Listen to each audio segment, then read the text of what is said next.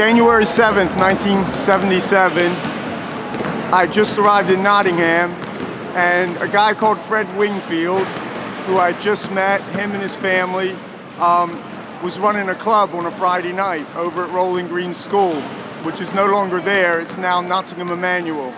And he asked me if I'd come over and have a look at his players, and when I got there, he asked me if I'd run a training session for him. Well, I ran the training session for a group of young teenagers who were from Wilford, Clifton, and the Meadows, and they were absolutely enthralled and excited because they'd never had any sort of high-level American-style coaching anyway. So it was a great experience for me, being able to give my expertise to English children, and the friendship and the relationship just developed from there. 2 years later, I was the player coach for Nottingham Knights basketball club. We won 2 national championships, and Fred asked me if I'd take over the running of the Meadow Jets, as they were known then, and that was 41 years ago. And at the time, I just did it for Fred. You know, it meant a lot to him, you know, that the local children could play basketball and have somewhere to, you know, stay out of trouble. And I just did, you know, I just did what I did for a friend, and I didn't realize it would last this long. I'm still friends with all the children, grandchildren of the Wingfield family, and I'm looking forward to tonight because we're going to hear some great stories of how the club started, and we're going to see who the new generation of stars are here, you know, with the new Jets. So we've got 2 generations of players here. Give a smile. I'm the handsome one.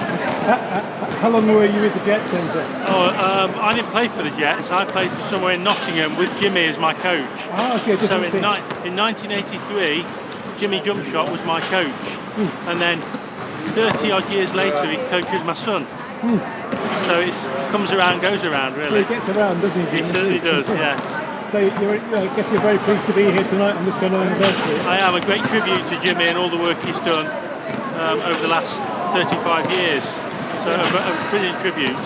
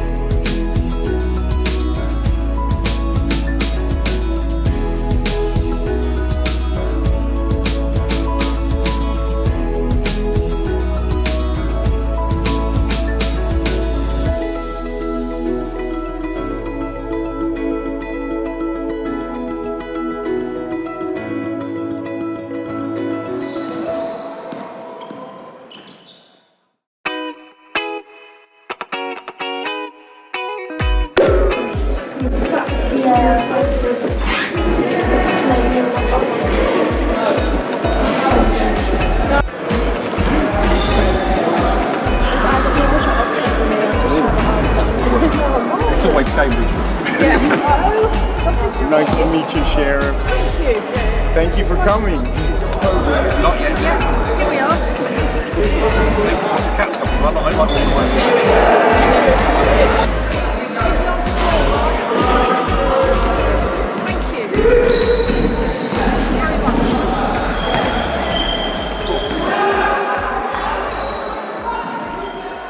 So you are the Sheriff of Nottingham? I am, yes. Yes, I mean, obviously not without the kind of bow and arrow and all the things one expects. Well, no, and I hope to be nicer than the famous Sheriff of Nottingham.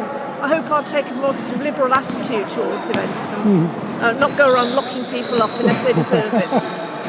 Do you get involved in a lot of events like this one, or is it early days for you? We've only just started, really. It's my first week, so this is only my 3rd event, but yes, I'm doing loads.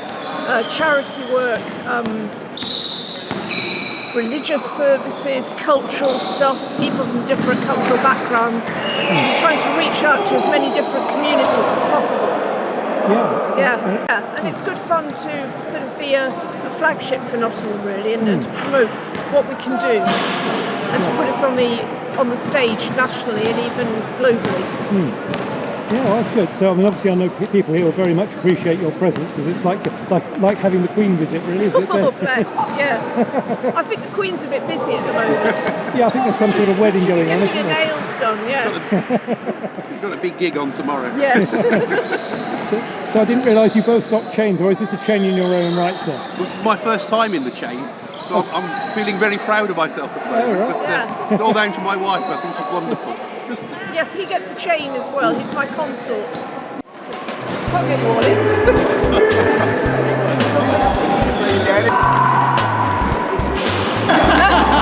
That's the shot of the night, that is. So why are you here, sir? Well, I was told to come because it's the 50th anniversary and I always do what I'm told. Just like Fred. I mean, Fred and I were always in trouble. Always. Yeah. Ask Tanya, she'll tell you all big. He was one of the original players, so you went to school with Gary, didn't you? You with Fred's One of the original daughter, Jets. so. Okay, so you're one of the original Yes. on the team, yeah? Yeah, I was. Gosh. Number 12. Wow. And did that name come from West Side Story then, the name, the Jets, do you know? How did you choose that? I don't know how he came, because we needed a 4-letter word, because it's the only way we could get it on the shirt. Okay, so it has to be fairly succinct for the printing, yeah? Yeah, that was it, yeah. That was a big word, succinct. We didn't do big words back then, only Jets. It was 4 So letters. you were on the original Jets team when it was first founded? First met Fred because I was in the same class as Gary. So I think when Fred went on one of the school trips with us, he saw the size of my hands and decided that I should be playing basketball. So that's how I joined the team. I always thought people had to be very tall, but big hands really help, don't they? Yeah, but I was tall at 11, but I'm not tall now. It's a lack of use, I suppose, isn't it? Yeah, that's right, yeah. So is this the first time you've been back since the old days? Yeah, it is, yeah. I stopped playing when I was about 18, 19, so it's a long time since I've been back, yeah. Happy birthday, Jets! Big 5-0. I want to welcome everyone who's here tonight, and I want to welcome all those watching from around the world, Australia, America, New Zealand, Japan, all the Jets that are wishing they could be here tonight and have sent great emails and just want to wish everybody a really great night. It is an honor to be up here 50 years after the birth of such a great club and to be able to be with you tonight. It's fantastic. I first joined the Jets Club on the 7th of January, 1977. 7/1/77. And that's when I first met Fred Wingfield. I met all the kids down at Rolling Green, and we had a training session together, and that's how I started with the club. At that time, the youngsters who were there were from the Meadows, they were from Clifton, and they were from Wilford. And it's changed a lot since then. I'm gonna maybe talk about one or two of the changes throughout the night, but it's really a great pleasure for me to introduce the granddaughter of the founder of Jets Basketball Club, Miss Evelyn Wingfield.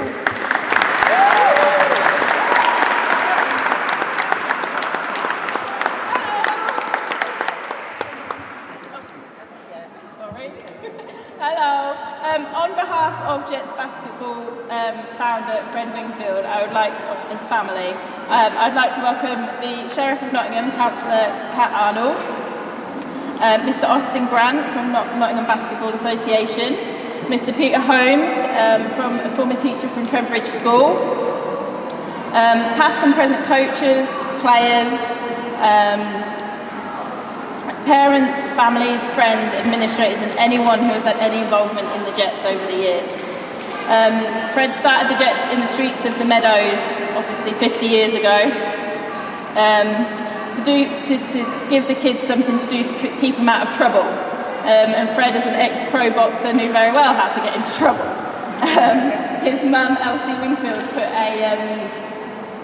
a sign up in her front yard when he went off to war. If anything goes down, it's not Fred, he's gone to war. And it was actually Elsie who helped stitch the original kits for the Jets. And it was a true family affair at the beginning. Fred met his wife Joyce officiating basketball games back in the day. My mum and dad, Graham and Tanya, met doing the basketball. My aunt Vicky and my uncle Gary all helped out as well. And Joyce eventually became a basketball widow pretty much every night of the week. We've had stories from back in the day where the old van Gertie had a problem with her engine one day, and unfortunately Shep was sat on top of it and got a bit of a hot bottom. But it was actually Benny who jumped over everybody to get out of Gertie first. One of their most memorable games, I'm sure, is when they lost 222-2 in the men's basketball Sherwood Basketball League and actually made it into the Guinness Book of World Records. But I think Peter Holmes can probably tell us more about that one. Just to wrap up, if my grandfather, if Fred was still here today, he would be so proud of everything that the club has achieved in its 50 years that it's been going. And as a family, we would just like to say thank you to everybody for attending tonight for the Jets and the Lady Jets reunion, and also to say thank you to all of the past and present players and everyone else, coaches, everybody that has been involved over the past 50 years, and for keeping the club alive and well and going for all this time. Who just love it. It was really wonderful.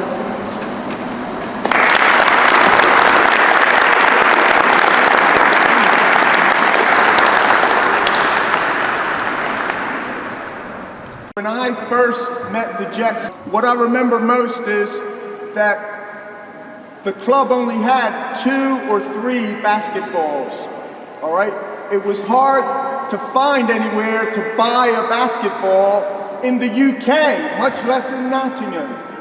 But the club made do with 2 or 3 balls, and you know, eventually, today now, almost every player has his own basketball. It's, you know, quite a lot of changes happened in those years. But to meet someone who can tell us a little bit about what it was like at the beginning, I just wanted to say, you never forget a good teacher. And there was a teacher at Trent Bridge School, it's only about 2 minutes walk from here, that inspired a group of boys to play a game not many folks knew about. He's here tonight to tell us how it all began. Mr. Peter Holmes.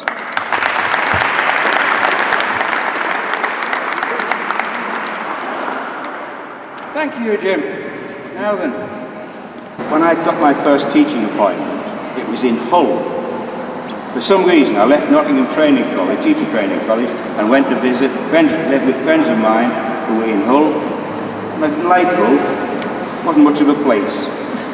But we did found Hull Teachers Basketball Club. When I came back, I decided to come back to teach in Nottingham.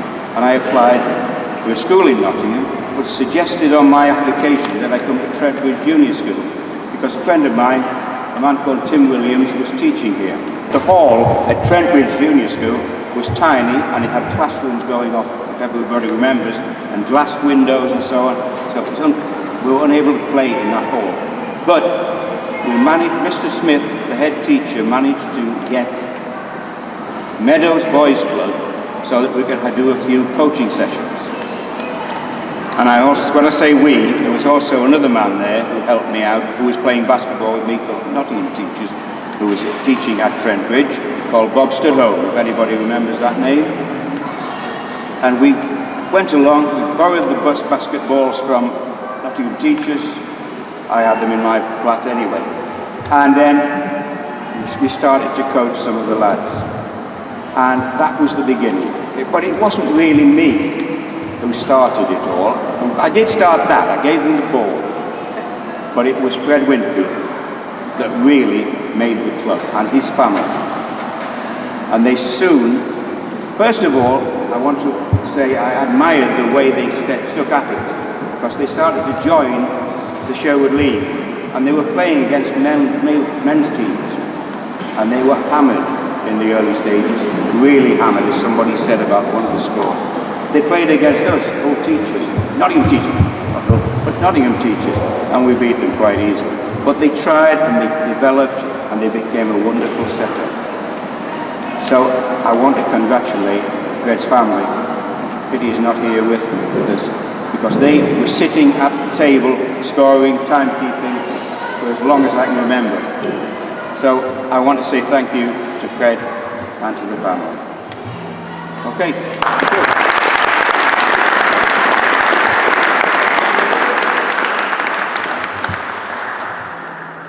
Nobody rode to training in a car.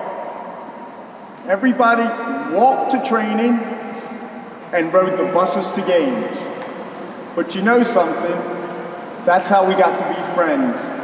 Walking to training, walking over that toll bridge in the fog, walking back in the fog on those cold winter nights, and we just got to know each other, we got to be friends, and you know, it's a lot different now. Everybody gets a lift here, very few walk, but you know, it's a really special time, a special time in my life. You know, then after about a couple years being involved in basketball in Nottingham, Fred Wingfield asked me to succeed him as the Jets head coach. And because of our friendship and because of what I knew it meant to Fred, I said I would. Because I knew he cared about local kids being able to play basketball in this area. And, you know, I didn't realize I'd be here this long, but you know, that's how it changed from sort of Fred's era to the present day. And Fred was here 6 years ago, and he was absolutely delighted at what he saw.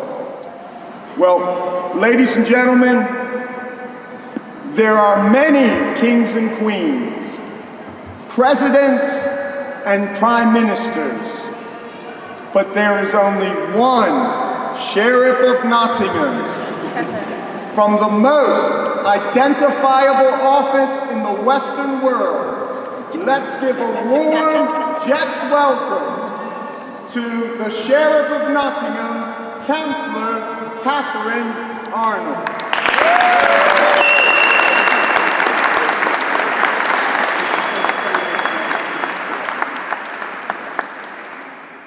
I'm here to express the appreciation of the City of Nottingham to the late founder, Fred Wingfield, and his late wife Joyce, and his children, Gary, who played, and Tanya, and Vicky, who I've just met, and all the many coaches, volunteers and parents who've supported the teams throughout the years. Yeah, no, so you were saying, I was asking about the early days, what you remember particularly. Particularly? I don't know. It was just a laugh. That's why I think we started. We didn't know anything about the game. No. Any of us. I think it's sometimes the best, isn't it? Because you don't worry about technicalities, you just have fun. That's right, yeah. Just dab in. Yeah, your sister was talking to me saying she enjoyed going to the away matches. So did you go as well? Yeah, if I was playing. I didn't go to many I wasn't playing in. Okay, so, and when did you stop playing? 1986. Okay, and is this the first time you've been back? No, I've been a couple of times and to a couple of games. Okay. So. Yeah. So it's obviously a really important evening. Are you looking forward to seeing the Sheriff of Nottingham? Is he coming?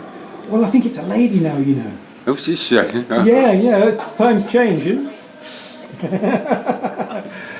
I'm Fred's daughter. Okay. I'm Vicky. I'm the youngest daughter. Gosh. Yeah. So. Are there many of you?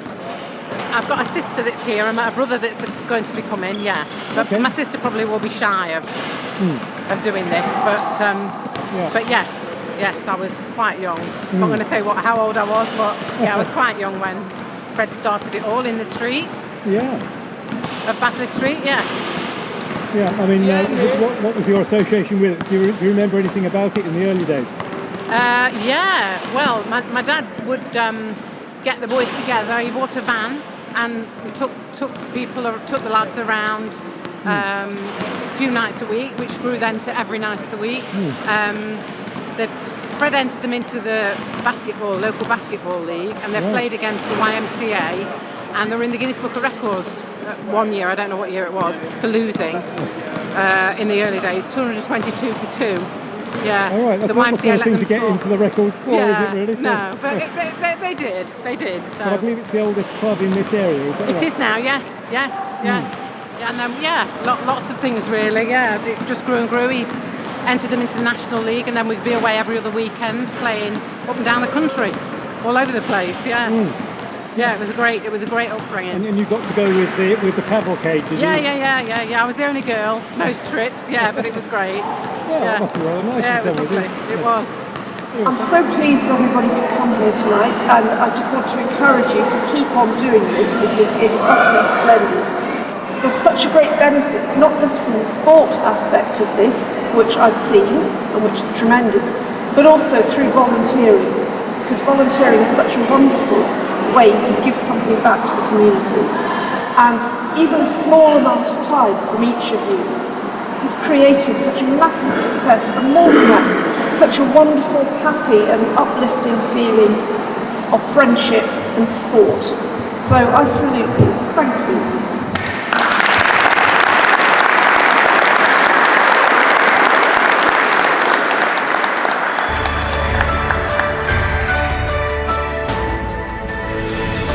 For our coach awards, our under 14 coach, Lavdris Ibrani.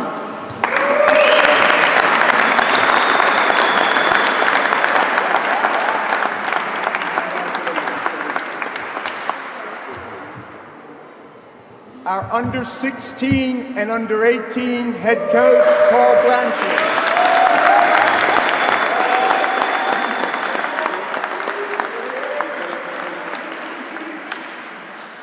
And now for our most improved players. For the under 14s, Ruben Sharkey.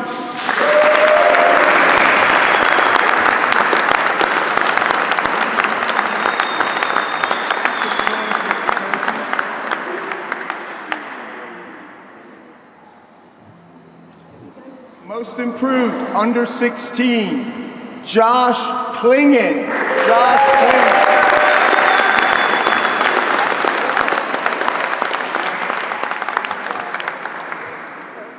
Under 18, most improved player, Connor Hutt.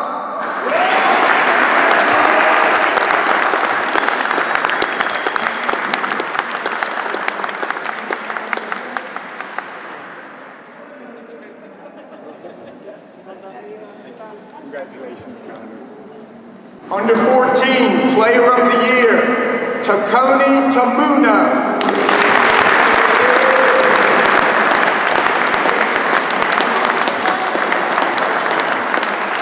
Under 16, Player of the Year, James Copeland.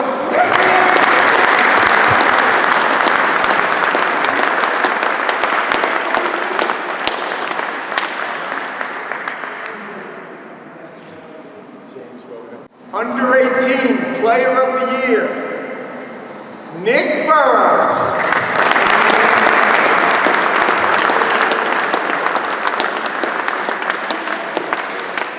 We now have a special award for the Club Member of the Year.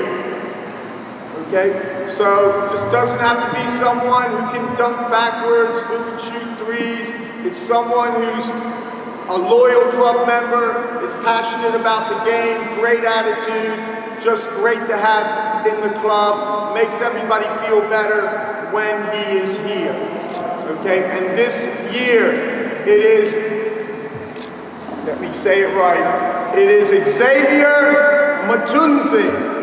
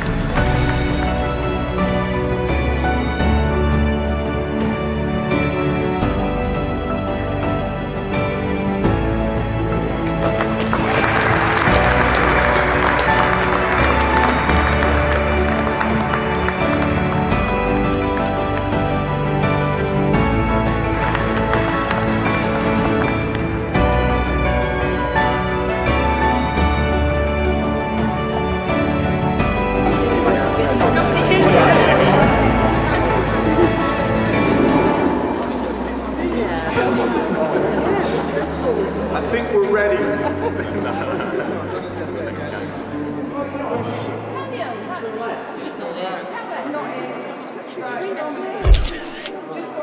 Can we, Ray, can you take the mic out of the way?